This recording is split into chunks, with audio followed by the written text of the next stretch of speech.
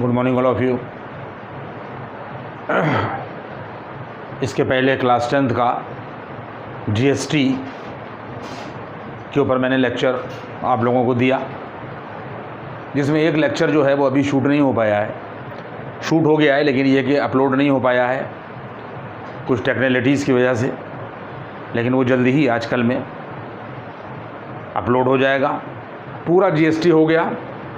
जितने भी बच्चे जीएसटी में प्रॉब्लम फील कर रहे हैं वो लेक्चर 1 से लगाकर और जो भी लास्ट लेक्चर है लेक्चर 4 या 5 तक है, वो सारे लेक्चर्स कॉन्टीन्यूटी में आप देखिएगा, एक के बाद एक सब समझ में आ जाएंगे। कोई प्रॉब्लम नहीं होगी, हर तरीके के सवाल आपसे लग जाएगा। और आप लोग देखते ज़रूर रहिए, क्योंकि कोई चीज़ ऐसी नहीं है कि जिसको आसान बना के, चाहे वो क्लास 11th की हो, 10th की हो, 9th की हो, 12th की हो, BSc को, सब किया जा सकता है। लेकिन भाई वही है कि एक टाइम में एक ही काम हो सकता है। जो भी चीज़ें ज़्यादा ज़रूरी हैं उसके ऊपर काम किया जा रहा है। जीएसटी के बाद में क्लास 10th का किसी भी बोर्ड का हो, यूपी बोर्ड हो, CBSE बोर्ड हो, ISC बोर्ड हो, जहाँ जहाँ हाइट एंड डिस्टेंस है, हमने हाइट एंड डिस्टेंस जो है वो शुरू किया है। और इसके ऊपर जो भी 4-5 लेक्चर बनेंगे, कोशिश ये है कि कम से कम 20 सवाल, 18-20 सवाल लग जाएँ, जो हर तरीके के सवाल आपकी निगाह से जो है वो गुजर जाए। हाइट एंड डिस्टेंस के ऊपर ये पहला लेक्चर है। और सबसे पहले आप ये समझ लें कि हाइट एंड डिस्टेंस का ऑब्जेक्ट क्या है। हाइट एंड डिस्टेंस का ऑब्जेक्ट ये है क्योंकि हर मैथमेटिक्स की ब्रांच का कोई ना कोई ऑब्जेक्ट होता है। जैसे इसके पहले मैंने कोई टॉपिक पढ़ाया था तो उसका भी ऑब्जेक्ट बताया था, बहरहाल वो चूँकि आपसे रिलेटेड नहीं है, वो 11वें से रिलेटेड है। हाइट एंड डिस्टेंस का ऑब्जेक्ट ये है कि बड़ी बड़ी इमारतें, बड़े बड़े पहाड़ ऊंचाइयों में, बड़ी बड़ी बिल्डिंग्स ऊंचाइयों में किस तरीके से उनकी हाइट निकाली जाती है। अगर हाइट निकालना है तो इन्हीं फार्मूलों का इस्तेमाल किया जाएगा, इन्हीं प्रोसेस का इस्तेमाल किया जाएगा जो हाइट एंड डिस्टेंस में हम करते हैं। आपकी एंगल, आपकी आँख के ऊपर, अगर आप किसी बिल्डिंग की ऊंचाई को, टॉप को देख रहे हैं या टॉप से किसी भी बिल्डिंग के बॉटम को देख रहे हैं, तो आपकी आँख के ऊपर क्या एंगल बन रहा है, इन सब चीज़ों को हम लोग हाइट एंड डिस्टेंस में पढ़ते हैं। यही इसका ऑब्जेक्ट होता है कि बड़ी बड़ी लंबी लंबी बिल्डिंगों की ऊंचाइयां निकालना, आपकी आँख के ऊपर टॉप को देखने पर क्या एंगल बनता है, टॉप से बॉटम को देखने पर क्या एंगल बनता है, ये किस ब्रांच के अंतर्गत आएगा। It is always under height and distance. अब हाइट एंड डिस्टेंस क्लास 12 से हटा दिया है, लेकिन चूँकि हम लोगों ने यूपी बोर्ड से किया था, इसलिए यूपी बोर्ड में बहुत टिपिकल बहुत टफ सवाल पूछे जाते थे हाइट एंड डिस्टेंस के ऊपर। खैर वो आपका मैटर नहीं है। आप देखें कि हेडिंग है ट्रिग्नोमेट्री की, जहाँ जहाँ height and distance class 10th level की होगी उसको सब लोग देख लें कि हाइट एंड डिस्टेंस होगा। ये हाइट एंड डिस्टेंस हेडिंग है। और इसके अंदर आप ये समझ लें कि अगर कोई ऑब्जर्वर है, देख लीजिए ये ऑब्जर्वर है, आप गौर कर लें कि ये ऑब्जर्वर है जिसको O से रिप्रेजेंट किया है और इसकी जगह पर हमने ऑब्जर्वर लिख लिया है। और उसके बाद में ये यहाँ के ऊपर ऑब्जेक्ट है, यानी कोई आदमी नीचे खड़ा हुआ है, ऑब्जर्वर नीचे खड़ा हुआ है और नीचे खड़े होने के बाद में वो ऊपर देख रहा है। तो हमेशा आप लोग याद रखिएगा कि जब भी हम लोग नीचे से खड़े होकर किसी ऊपर की चीज़ को देखते हैं तो आपकी आँख के ऊपर, ऑब्जर्वर की आँख के ऊपर एक हॉरिजॉन्टल लाइन होती है, ये लाइन ऑफ साइट कहलाती है, ये लाइन ऑफ साइट कहलाती है। तो अगर आप, ये लाइन ऑफ साइट हो गई और ये आप देख रहे हैं, तो इसके बाद में ये जो एंगल बनेगा, यानी ये आप किसी चीज़ को देख रहे हैं, ये ऑब्जेक्ट है और ये आपकी आँख से, यानी ऑब्जर्वर की आँख से एक लाइन ये होती है हॉरिजॉन्टल लाइन। ये हॉरिजॉन्टल लाइन है, आप याद रखिएगा कि यहाँ के पर ये हॉरिजॉन्टल यहाँ के पर लाइन है। ये लाइन हर एक ये होता है, यही एंगल बनता है, लाइन ऑफ साइट। तो लाइन ऑफ साइट के साथ में अगर नीचे से ऊपर देखा जा रहा है तो जो एंगल बनेगा उसको हम लोग कहेंगे angle of elevation, angle of elevation. और उसके बाद में इसी सिचुएशन को क्या कर दिया जाए कि अगर लाइन ऑफ साइट ऐसे हो जाए, देखिए यहाँ के पर लाइन ऑफ साइट ये भी है, लाइन ऑफ यहाँ के पर साइट ये भी है और ऑब्जर्वर यहाँ पर है। अब ऑब्जर्वर बजाय ऊपर के नीचे देख रहा है, यानी वही ऑब्जेक्ट क्या हो गई, बॉटम में हो गई। अगर यहाँ पर देख रहा है तो इसकी आँख पर ऑब्जर्वर की वही हॉरिजॉन्टल लाइन होगी यहाँ पर भी हॉरिजॉन्टल लाइन है, यहाँ पर ऑब्जेक्ट को नीचे देख रहा है, तो इसकी आंख के ऊपर जो एंगल बनेगा ये एंगल ऑफ डिप्रेशन कहलाएगा। ये क्या कहलाएगा? Angle of depression. ये बातें दो क्लियर हो गई कि जब हम नीचे से ऊपर देखते हैं तो हमारी आंख से एक सीधी लाइन ये हॉरिजॉन्टल होती है। इस हॉरिजॉन्टल लाइन के साथ नीचे से ऊपर देखने पर जो एंगल बनता है वो एंगल ऑफ एलिवेशन कहलाता है। और ये लाइन, ये देखिए लाइन ऑफ साइट है, हम नीचे देख रहे हैं, इसके साथ भी ये नीचे चले गए, तो ये जो एंगल बनेगा ये कहलाएगा एंगल ऑफ डिप्रेशन। और ये हॉरिजॉन्टल लाइन हमेशा लाइन ऑफ साइट कहलाती है। ये सिचुएशन हमने आपको बता दी। एक ये देखिए दो बातें हो गई। इसके बाद में हमेशा याद रखिएगा कि एंगल ऑफ एलिवेशन और एंगल ऑफ डिप्रेशन जो है ये आपस में बराबर होते हैं। एंगल ऑफ एलिवेशन और एंगल ऑफ डिप्रेशन हमेशा आपस में बराबर होते हैं। ये पॉइंट हो गया। इसके बाद में सिचुएशन क्या हो जाएगी, यानी बिल्कुल ये इसी तरीके से यहाँ के ऊपर ये होता है। देखिए कि अगर हमारे पास में ये ऑब्जर्वर है तो छोड़िए, एंगल ऑफ एलिवेशन और एंगल ऑफ डिप्रेशन जो है ये आपस में यहाँ के ऊपर ये बराबर होता है। इसके बाद में इसके ऊपर क्वेश्चन, क्योंकि इसमें ज़्यादा कंसेप्ट नहीं है, बस यही दो कंसेप्ट हैं कि एंगल ऑफ एलिवेशन क्या है, तो बच्चे को मालूम होना चाहिए कि नीचे से ऊपर देखने पर, और डिप्रेशन क्या है, ऊपर से नीचे देखने पर। पहला क्वेश्चन ये है, आप अब इसी तरह पढ़िएगा देखिए, और इसका स्नैप कर लीजिएगा, इसको यहाँ के ऊपर क्लिक कर लीजिएगा। ये क्वेश्चन नंबर 1 ये है। हम अपने हिसाब से क्वेश्चन, हर तरीके का क्वेश्चन आप लोगों को लगवा देंगे कि a tree breaks due to storm, एक पेड़ जो है वो टूट जाता है तूफान की वजह से, and the broken part bends, और जो टूटा हुआ पार्ट है वो झुक जाता है। अब इसको सवाल को यहाँ से कंटिन्यू किया है क्योंकि बोर्ड पे इसी तरीके से आ रहा है।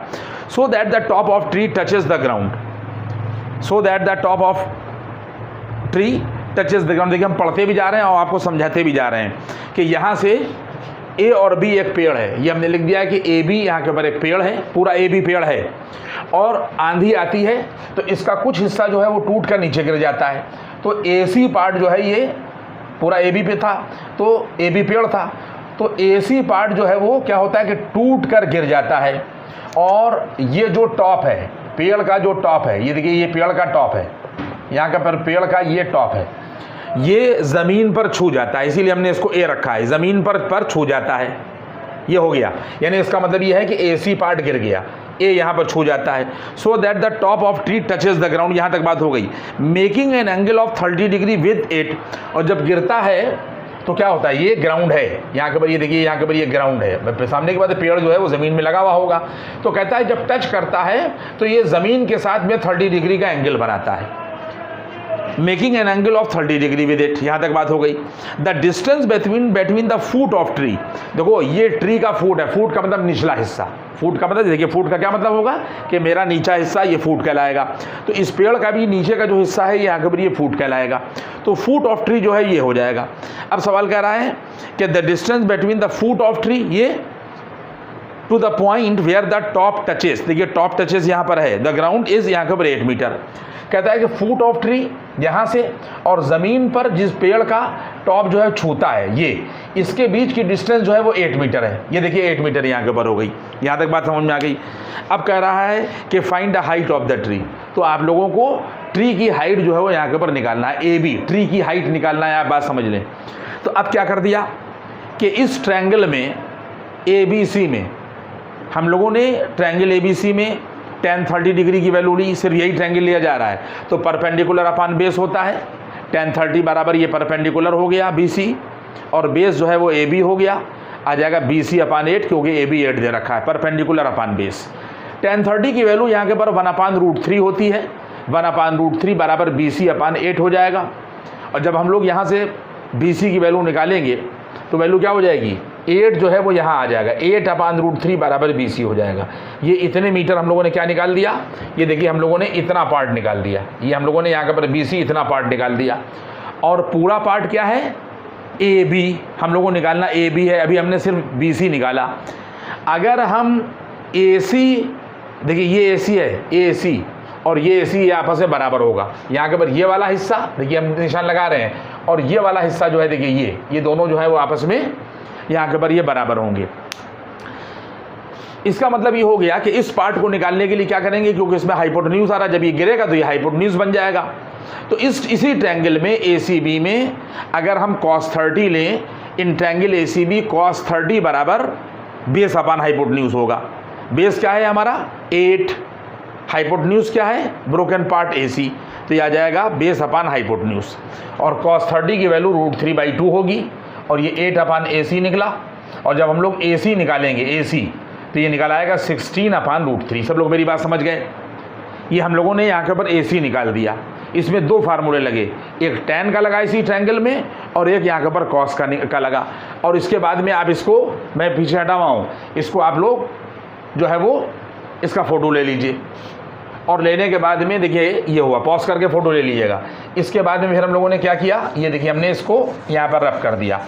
और रब करने के बाद में हम लोगों ने यहाँ के ऊपर जो पेड़ की लंबाई है, पेड़ की जो लंबाई है वो क्या है AB निकालना है। और AB क्या है, यह है AC और प्लस यहाँ के ऊपर CB। ये बात आपकी समझ में आ गई। हम लोगों ने यहाँ के ऊपर ये AB पेड़ की लंबाई यही निकालना है। AC 16 अपान √3 निकाला और CB जो है वो हम लोगों ने 8 अपान √3 निकाला।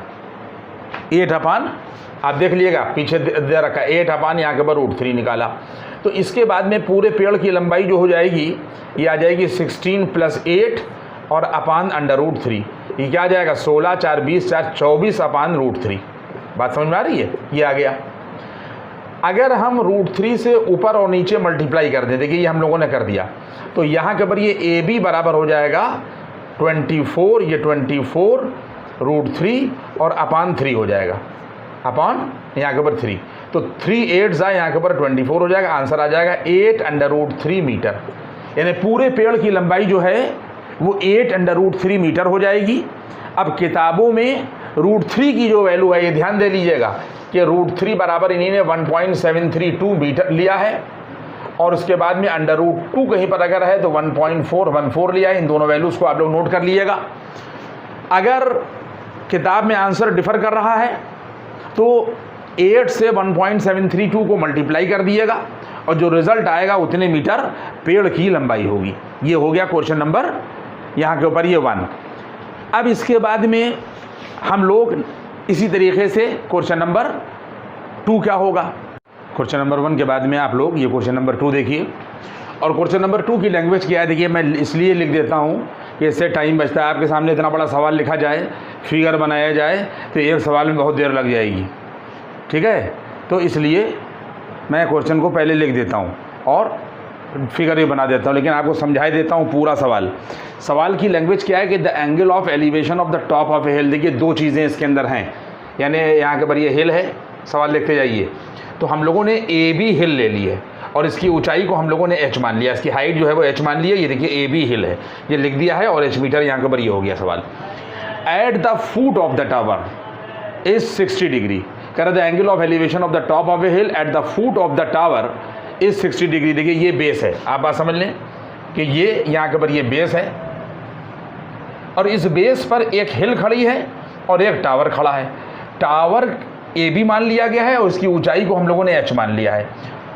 हिल जो है वो AB मान लिया गया है और इसकी ऊंचाई को हम लोगों ने h मान लिया है। और CD टावर मान लिया है, ये टावर है, ये टावर, और ये 20 मीटर इसकी यहाँ के ऊपर आगे वाल। आप देखिएगा कि सवाल में यहाँ के ऊपर ये दे रखा है, ये देखिए यहाँ के ऊपर ये दे रखा है आगे पोर्शन। कह रहा है the angle of elevation of the top of a hill. ये हिल का टॉप है और ये बेस है, इसके ऊपर ये टावर खड़ा हुआ है। The angle of elevation of the hill eight the foot of the tower. ये फुट टावर का फुट है, यह ध्यान दे लीजिएगा, ये टावर का यहाँ के ऊपर ये फुट है, इस 60 degree. The angle of elevation, angle of elevation का मतलब ये हो गया कि जब यहाँ से इसके फुट को देखा जाता है टावर के, तो एंगल कितना बनता है 60 डिग्री, एंगल ऑफ एलिवेशन। इसके बाद में कह रहा है कि and the elevation and the angle of elevation of the top of the tower. Top of the tower, top of the tower ये है, ये टावर का टॉप है। अब ये कह रहा है कि and the angle of elevation of the top of the tower, from the foot of the हिल, और हिल का फूट ये है, जब यहाँ से हिल के फूट से टावर का टॉप देखा जाता है तो ये एंगल कितना बनाता है, 30 डिग्री सवाल कह रहा है ये। And the angle of elevation of the top of the tower from the foot of the hill is 30 degree. ये दो चीज़ निपट गई। कह रहा है if the tower is 20 metre high, tower की जो लंबाई दे रखी है वो 20 मीटर दे रखी है, और इसमें पहली चीज़ जो पूछी गई है वो क्या पूछी गई है, हिल की हाइट पूछी गई है, द हाइट ऑफ द हिल, ये याद रखिएगा, यानी एच पूछा गया, यानी ए बी पूछा गया। और दूसरा पॉइंट पूछा गया है कि the distance between the hill and the tower, और आपसे दूसरा टावर और हिल के बीच की डिस्टेंस पूछी गई है, वो क्या है यहाँ पर बी डी, ये पूछी गई है, ध्यान दे लीजिएगा। तो ये सब हमने यहाँ पे डेटा बना दिया कि ए बी हिल है, इसको एच मान लिया गया, एच मीटर, ये पूछी गई। सी डी जो है वो यहाँ के ऊपर टावर की लंबाई, सी डी टावर है, इसकी लंबाई 20 मीटर दे रखी है, और इन दोनों के बीच की डिस्टेंस, हिल और टावर के बीच की डिस्टेंस बी डी है, बी डी बराबर एक्स जो है ये पूछा गया। ये हमने आपको फिगर बना दिया।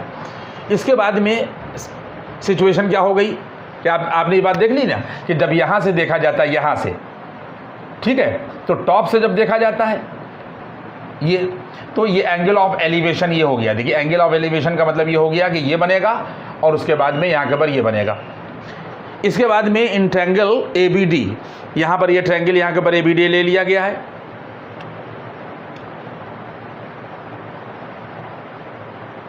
इस ट्रायंगल ए बी डी में जब हम लोग 1060 डिग्री की वैल्यू निकालेंगे, इस ट्रायंगल ए बी डी देख लिए, तो परपेंडिकुलर अपान बेस होगा, ये आ जाएगा यहाँ के ऊपर परपेंडिकुलर अपान बेस 1060 √3 होगा, और √3 की वैल्यू आ जाएगी जाकर यहाँ के ऊपर एच अपान एक्स।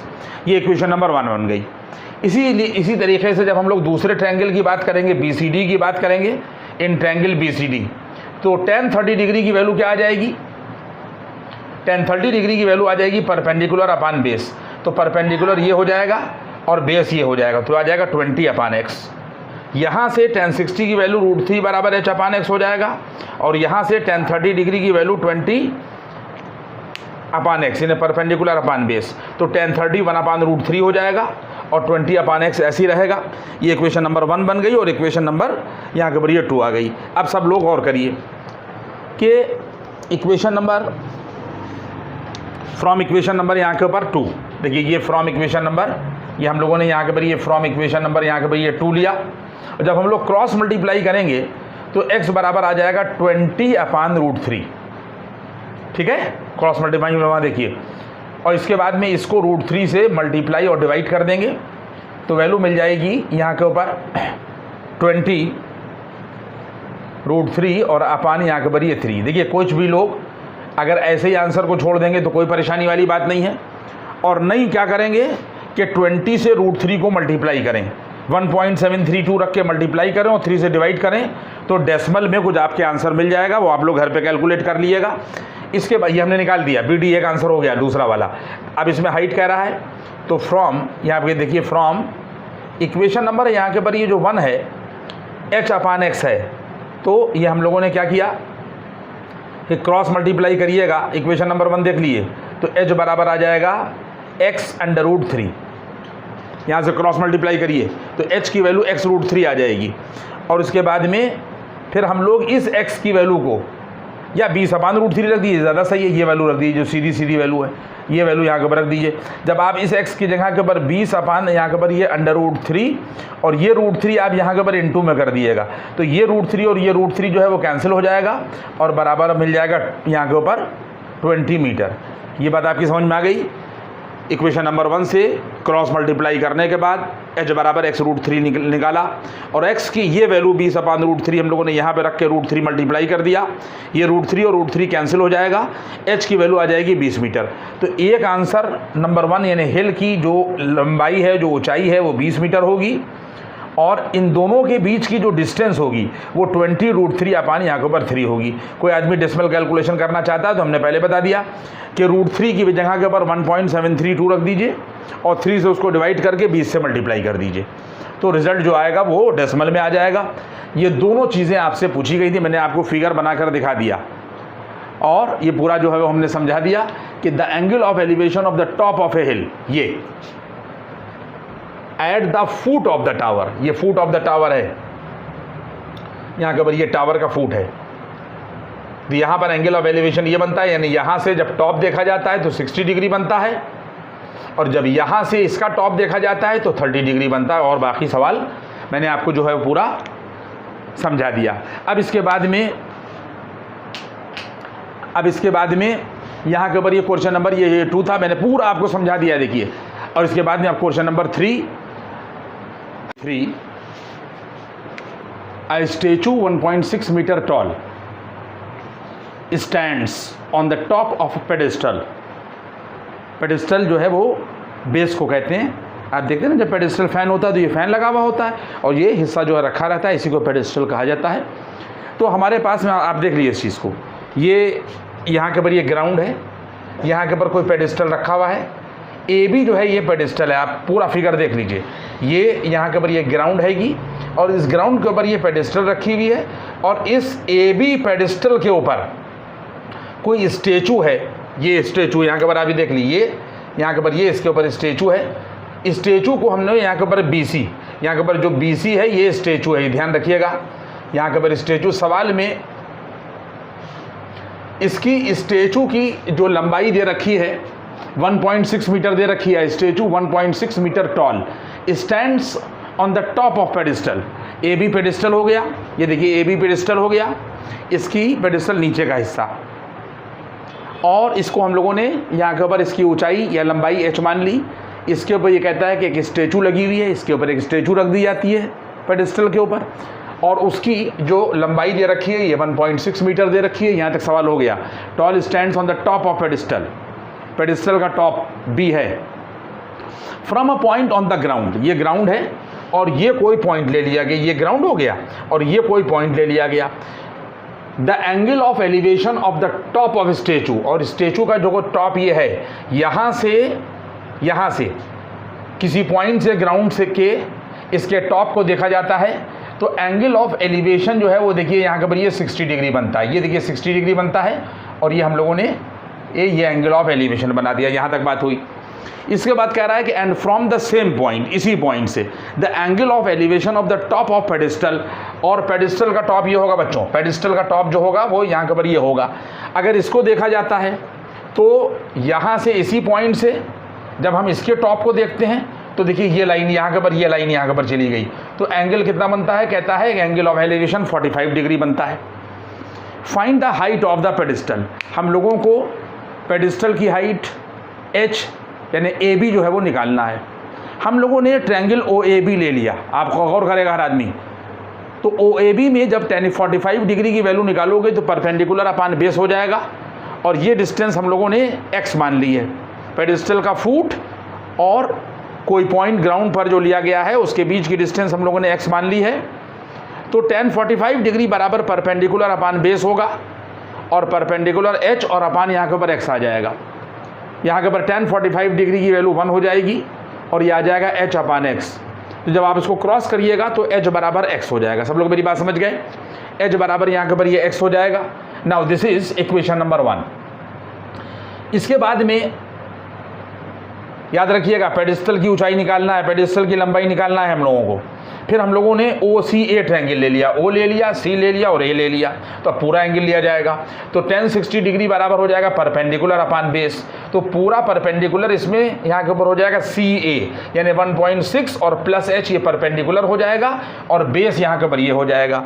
और इसके बाद में इस tan 60 डिग्री की वैल्यू आप लोग √3 रखेंगे और बराबर आ जाएगा 1.6 और प्लस h और अपान यहाँ के ऊपर x।